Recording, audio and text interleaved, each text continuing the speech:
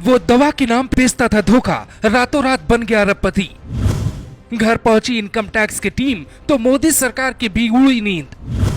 दवा के नाम पे भारत के इतिहास में सबसे बड़ा मेडिकल फ्रॉड।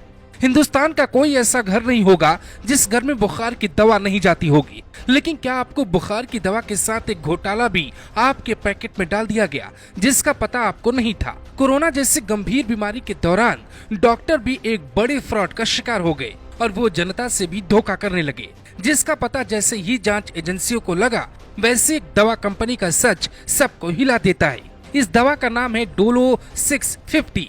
इसका एक पत्ता देखकर आपको याद आया होगा कि ये दवा आपने भी खाई होगी।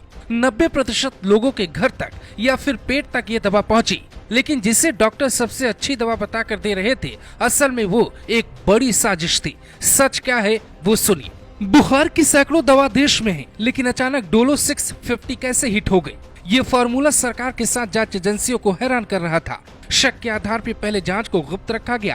करीब 3 महीने से ये पता लगाया जा रहा था आखिर पूरे हिंदुस्तान को एक साथ धोखा देने वाला इंसान कौन है। फिर पता चला ऐसा कनेक्शन कि सरकार भी नहीं समझ पाई। डोलो बुखार और दर्द की एक दवा है। दरअसल कंपनी पे आरोप है कि डॉक्टरों को 1000 करोड़ के गिफ्ट का ऑफर दिया गया और डॉक्टरों से टीवी पर, अखबार में और सोशल मीडिया के साथ मरीजों के पर्ची पे डोलो 650 लिखने के लिए कहा गया। जब क्रोसिन जैसी दवा मार्केट में थी तो डोलो कोई नया चमत्कार नहीं था, फिर भी डोलो को ज्यादा बेचने के लिए 1000 का ऑफर काफी होता है। डॉक्टरों को घर घर तक पहुंचाने की सलाह दी गई। यानी अब सीधे शब्दों में समझिए, अगर 10 करोड़ लोगों ने डोलो 650 खरीदी तो एक पत्ते की कीमत 15 रुपए है, यानी 1 अरब 50 करोड़ की दवा कंपनी ने बेच दी। जबकि ये दवा कितने लोगों को बेची गई या कितने लोगों ने खरीदी, इसकी कोई रिपोर्ट सरकार के पास नहीं होगी। मतलब ये खेल करोड़ों का नहीं, हजारों करोड़ का है। अब आपको बताते हैं इनकम टैक्स की टीम कैसे पहुंची उस रहस्यमय लैब के पास जहां से तय हुआ पूरे देश को धोखा देने का प्लान।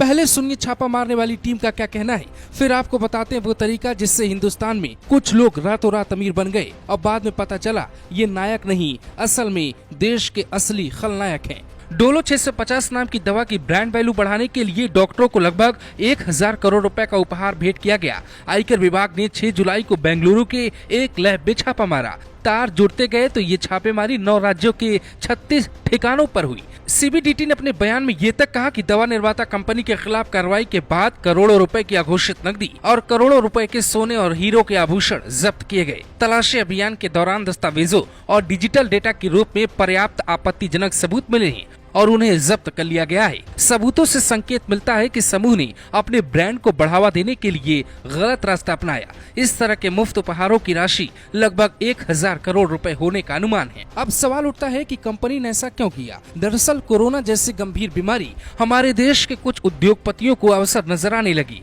उससे भुना भी लिया। डोलो की बिक्री इतनी बढ़ी कि एक समय कंपनी बना नहीं पा रही थी। हर घर तक दवा पहुँच रही थी। दवा में कमी है या नहीं ये जाँच का विषय हो सकता है, लेकिन मार्केट में अच्छी दवाओं को छोड़कर सिर्फ डोलो दवा लिखने वाले डॉक्टरों की नीयत पे भी भरोसा नहीं होता। कंपनी ने कम वक्त में ज्यादा मुनाफा कमाने के लिए ये कदम उठाए जो बेहद घातक साबित हुए। एक साथ पूरे हिंदुस्तान के साथ फ्रॉड करने वालों की संख्या वैसे तो कईयों की है, लेकिन जब किसी चीज पे प्रचार खूब हो तो पहले उसकी पड़ताल कर ले। आपको याद होगा एक समय फ्रीडम 251 फोन आया था, यानी 251 रुपए में स्मार्टफोन देने का वादा था। कंपनी ने पहले खूब बुकिंग की, बाद में पता चला एक बहुत बड़ा धोखा था। कंपनी भाग गई और देश की जनता को अरबों रुपए आज तक सरकार नहीं दिला पाई। यानी हमारे देश में एक नया तरीका निकला है।